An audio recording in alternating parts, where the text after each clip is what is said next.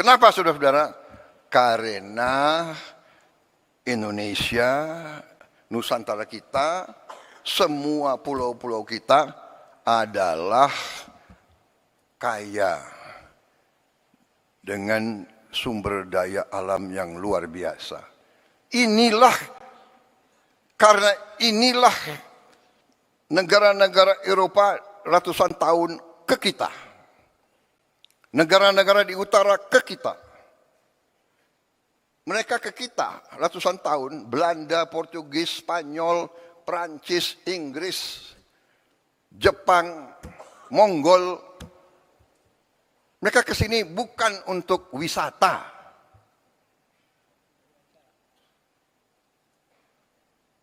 Mereka pertama datang mau dagang. Karena bangsa kita baik, kita nih, genetika kita nih baik, ya kan? Kita suka dengan tamu. Benar? Suka dengan tamu. Semua suku, kalau kedatangan tamu, diterima dengan baik. Walaupun rakyat kita miskin, tamu datang diterima dengan baik. Kalau hanya bisa kasih nasi pakai garam, itu dikasih. Presiden Singapura yang sekarang pernah cerita sama saya, waktu dia masa muda, dia sama istrinya keliling di Sumatera, di Sulawesi Selatan. Karena waktu masih muda, mereka apa itu? Backpacker ya. Backpacking. Jadi naik bus, numpang. Satu saat di tengah sawah, hujan badai, mereka kesasar. Tahu-tahu ketemu anak kecil membawa mereka ke rumah orang tuanya. Mungkin di Sulawesi Selatan, saya tidak tahu namanya apa, dukuh, ya, hanya kelompok 4-5 rumah. Diajak ke dalam, ketemu orang tuanya, ternyata ini Presiden Singapura cerita sama saya. Dia begini, saya tidak bisa lupa rakyatmu. Kami diajak duduk, mereka sangat-sangat miskin. Kami lihat dia hanya makan nasi sama lauknya pisang. Bapak, ibu, 2 anak, 2 tamu. Satu apa itu? Satu tampang beras, nasi dengan pisang. Itu dibagi ke tamu dulu. Ini sifat bangsa kita. Saya mengalami sebagai perwira muda, prajurit muda, rakyat kita di mana-mana keluar memberi sesuatu yang bagi mereka sangat susah. Ini cerita Presiden Singapura 30 tahun yang lalu. Sekarang rakyat kita masih banyak yang hanya makan nasi. Mungkin dengan daun singkong, mungkin hanya dengan garam. Saudara-saudara sekalian, karena itu kita hormati semua pendahulu, tapi kita harus faham bahwa kita masih menghadapi kesulitan. Kita masih menghadapi tantangan. Kita masih menghadapi kekurangan. Kita tahu bahwa rakyat kita masih banyak yang mengalami kesulitan hidup. Sekarang para ahli ekonomi, ya, ada istilah desil 1, desil 2, desil 3, desil 4 dan sebagainya. Dan kita ini kadang-kadang takut bicara apa adanya. Nggak mau kita mengakui. Kita nggak mau bilang miskin, nggak enak. Prasejahtera.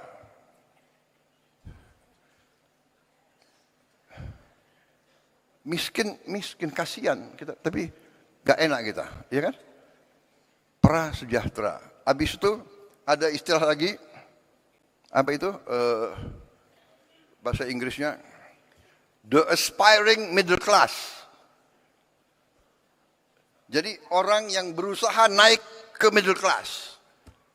Dia berusaha naik, berarti dia belum sampai kan? Berarti dia bukan kelas menengah.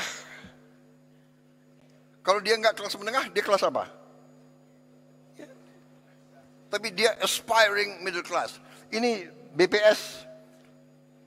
Pinter juga kalian cari istilah-istilah itu. Tapi saya mengerti. Saudara tidak mau turunkan moral bangsa Indonesia. Habis itu the aspiring middle class.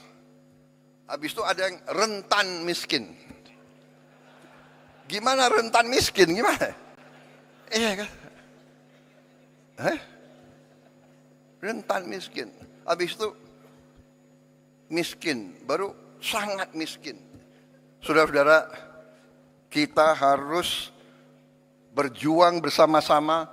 Semua unsur, semua tingkatan, semua latar belakang, semua partai manapun, kita harus bersatu. Kita harus berjuang menghilangkan kemiskinan dari bumi Indonesia.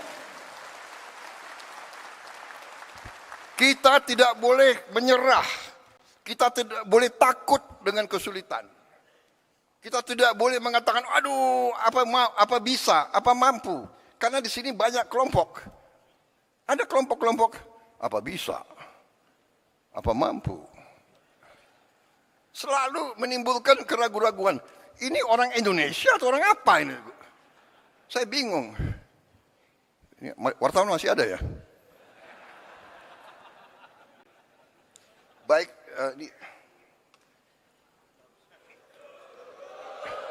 enggak, ini baru pembukaan.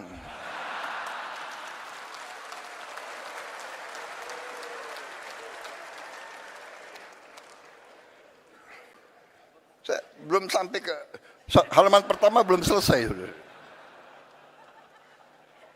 Jadi saudara, ya, kita tidak boleh menyerah sebelum bertanding. Kemiskinan terlalu banyak.